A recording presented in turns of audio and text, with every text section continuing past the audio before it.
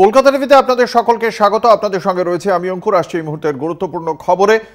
আরজিকরের তরুণী চিকিৎসকের হত্যাকাণ্ডের ঘটনায় প্রধান অভিযুক্ত সঞ্জয় রায় আজকে তারকে পেশ করা হয়েছিল আদালতে এবং আদালত তাকে বিচার বিভাগীয় হেফাজতের নির্দেশ দেওয়া হয়েছে বলেই জানতে পারা যাচ্ছে। শিয়ালদা আদালতে তাকে পেশ করা হয়। আরজিকরের ঘটনায় খুন এবং ধর্ষণের প্রধান অভিযুক্ত এই সঞ্জয় রায়, পুলিশই তাকে গ্রেপ্তার করেছিল, একজন সিভিক ভলান্টিয়ার।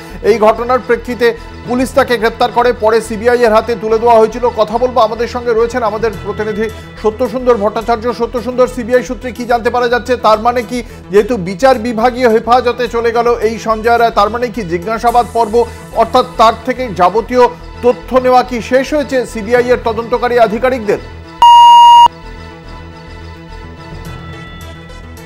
আপনাদের জানিয়ে রাখি, ঘটনার 24 ঘন্টার মধ্যেই এই সঞ্জয় রায়কে গ্রেপ্তার করেছিল কলকাতা পুলিশ।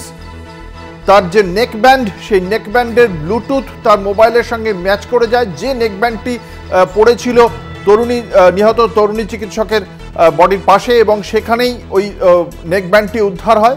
পরবর্তীকালে সঞ্জয় রায়ের মোবাইলের সঙ্গে অটোমেটিক্যালি সেটি কানেক্টেড হয়ে যাওয়ার পরেই সেখান থেকে তাকে গ্রেপ্তার করে কলকাতা পুলিশ। জিজ্ঞাসাবাদ পর্বে পুলিশ সূত্রে জানা যায় যে সে তার অপরাধ কবুল করেছে তদন্তকারী আধিকারিকদের কাছে। পরবর্তীকালে কলকাতা হাইকোর্টের নির্দেশে যখন এই সঞ্জয় রায়কে কলকাতা পুলিশ সিবিআই এর তদন্তকারী আধিকারিকদের হাতে তুলে দেয়, তারপর সেখানেও সে তার অপরাধ কবুল করেছে বলেই খবর।